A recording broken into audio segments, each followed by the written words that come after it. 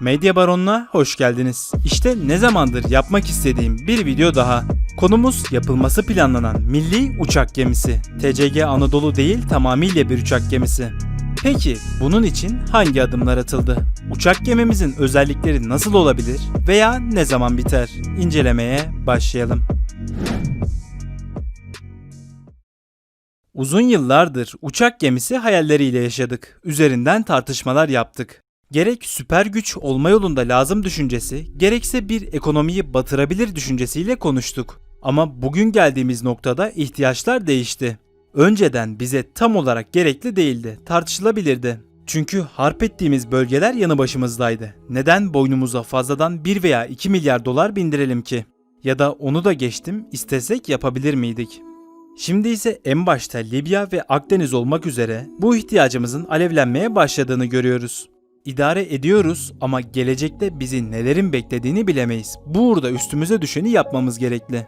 Şimdi gelelim bir uçak gemisi yapma konusuna. Cumhurbaşkanımız yaptığı konuşmada şu anda tam olmasa da bir uçak gemimiz var. Şimdi bunun tamamını yapacağız. Çalışmalara başlanacak dedi. Yani ilerleyen zamanlarda bu hayal artık gerçeğe dönüşecek gibi. Peki yapacağımız uçak gemisi nasıl olabilir? Dünyadaki diğer ülkelerinkine göz atarak başlayalım. İlk olarak dünyada aktif olarak 9 ülkenin toplam 23 uçak gemisi var. Bunlardan 12'si Amerika'nın. Tabi listedeki 3 gemi tam olarak uçak gemisi sayılmaz. TCG Anadolu gibiler. O yüzden aktif ülke sayısı 7'ye, gemi sayısı 20'ye düştü. Bunlar üzerinden yaklaşabiliriz. Uçak gemisi yapma konusunda ilk adım İçtaş'ın Biga'ya inşa ettiği 370 metrelik kuru havuz oldu. Bu havuz devasa gemileri yapmak için oluşturuldu. Bu boyutlara çıkabilen de sadece uçak gemileri olduğundan havuzun amacı belli. Şimdi TCG Anadolu'nun boyutuna bakarsak 232 metre. Yani görebildiğimiz üzere yapım kabiliyeti sınırını geçtik. Hedefimiz 280-300 metreler olabilir. 300 ise sınır çizgimiz. Bunun üstüne çıkmak bir Amerika olmadığımızdan gereksiz olacaktır. Rusya'nın bile uçak gemisinin uzunluğu 305 metre. Nükleer güç olayı da sıkıntılı. Amerika kolaylık olsun diye neredeyse bütün gemilerine nükleer güç koymakta. Tabi bu geminin kalbine nükleer reaktör koyduğunuzdan maliyeti korkunç boyutlara katlar. 2 milyar dolardan 4'lere 5'ten 10'lara kadar fırlamasına sebep olur. Savunma bütçeniz yüzlerce milyar doların üstünde değilse de Yunanistanlık yapmış olursunuz. Yani elde olmayan parayla silah alıp bunu yaşatmaya çalışmak. Şimdilerde hallerini görüyoruz. Ayrıca bunu yapabilir miyiz? O bile belli değil. Akkuyu nükleer santralini bilirsiniz. Öğrenmek adına Rusya'dan destek alıyoruz. Kendimiz yapamadık. Diyeceksiniz ki buradan öğrenelim, gemilere aktaralım. Ama o da kolay değil. Sabit bir sistemle gemilerin reaktörleri çok farklı sistemler. Amerika bile onlarca yıl süren gemilere denizaltıları reaktör kurma furyasının sonucunda bugünlere geldi. Daha yeni güçlü ucuz reaktörler üretebilmeye başladılar. Yeni yaptıkları GeForce sınıfı uçak gemilerinde bunları kullanacaklar. Onlarca yıl süren deneyim ve para. Ona rağmen ekmeğini yeni yiyorlar. Yani uçak gemimize nükleer bir kalp koymamız şimdilik mümkün değil. Yine de üzülmeyin. Zaten herkes bu işi bu şekilde yapamıyor. İngiltere'nin yeni yapılan uçak gemisi gaz türbinli. Çin'in ve Ruslarınki ise buhar türbinli. Bildiğiniz buhar, 80'lerin teknolojisi. Bize İngiltere gibi gaz türbini ve dizel yeterli olacaktır. Üzerinde kullanılabilecek uçaklara da bakarak genel yapısının neye benzeyebileceğini oluşturalım. Bir uçak gemisi yapmak kolay bir iş değildir.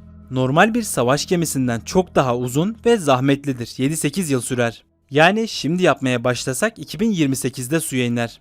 Şimdi başlayamayacağımıza göre de 2030'dan önce göremeyeceğiz demek. O yıllara kadar da milli savaş uçağımız muhtemelen tamamlanmış olacak ve gemi versiyonlarını burada kullanabileceğiz. Yapamasak bile o tarihlerde bir yolunu bulabiliriz. Ama bu uçaklar muhtemelen dikey kalkış yapanlardan olmayacaktır. Bu özelliklere göre de isteklerimize yakın baştan yapım bir uçak gemisi ortaya çıktı. İngilizlerin yeni yapılan Queen Elizabeth gemisi. Bu gemiye bakarak onun üzerinden bize yapılacak uçak gemisi hakkında bilgi sahibi olabiliriz. Queen 284 metre uzunluğunda, 73 metre genişliğinde ve 65.000 ton ağırlığında. Bizimki de muhtemelen 290 metre hattında olacaktır. Genişlik ve ağırlık olarak da yakın.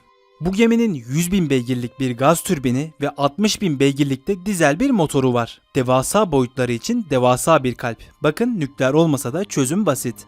Sadece 40 günde bir canavarı beslemeniz gerekli. Gemiye dönersek 16.000 metrekare alan ve 9 güvertesiyle 70 uçak taşıyabilmekte.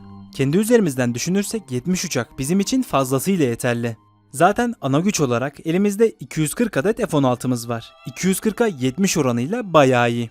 Ayrıca geminin uzun menzilli radarları ve yakın hava savunma sistemleri var. Aselsan gibi kuruluşların 8 yıl sonra çok daha ileri seviyede olacağını düşünürsek radarını ve savunmasını da milli olarak karşılayabiliriz. Hatta şu an bile karşılayabiliriz. Son olarak da mürettebat. Çok sayıda yetişmiş denizci hisleriyle uçak gemileri büyük problem. Elizabeth'in sadece gemi kontrolü için 679 mürettebatı var. Tabi Amerika son zamanlarda bu problemi sistemleri otomatikleştirerek 400 civarına indirdi. Biz de modern teknolojiyle indirebilecek olsak da ilk tecrübemiz olacağı için 500 ile sınırlı kalacaktır. Hava personeli ve askerimizle birlikte de bu sayı 2400'lere kadar çıkacaktır. Sadece bir gemi için 2400 kişi. Milgem korveti için 95 kişi gerektiğine göre aradaki personel uçurumunu bir düşünün. Yine de uçak gemimiz muhtemelen buna benzeyecek. Sonuca gelirsek uçak gemisi bizim için artık bir gereklilik durumunu aldı. 8 yılda yapılarak bize 4 milyar dolarlık bir paraya mal olacaktır. Yıllık savunma bütçemizin 20 milyar dolar olduğunu hesaba katarsak bizim için fazla. Ama bunun 8 yıllık uzun bir periyoda dağılacağını hesaba katarsak da bütçemize çok büyük bir etkisi olmaz. Yine de bu sadece gemisi. Daha uçakları, küçük botları ve işletme maliyetleri var. Bunlar da para. O efsane sözü bilirsiniz. Bir ülkeyi batırmak isterseniz ona uçak gemisi verin. Yapmak için önce ekonomik olarak düze çıkmamız gerekli. Sonra başlayabiliriz. Öyle askeri bir ürünü yap işlet devlette de yapamazsınız. Devletin bizzat kendi cebinden para çıkması gerekli.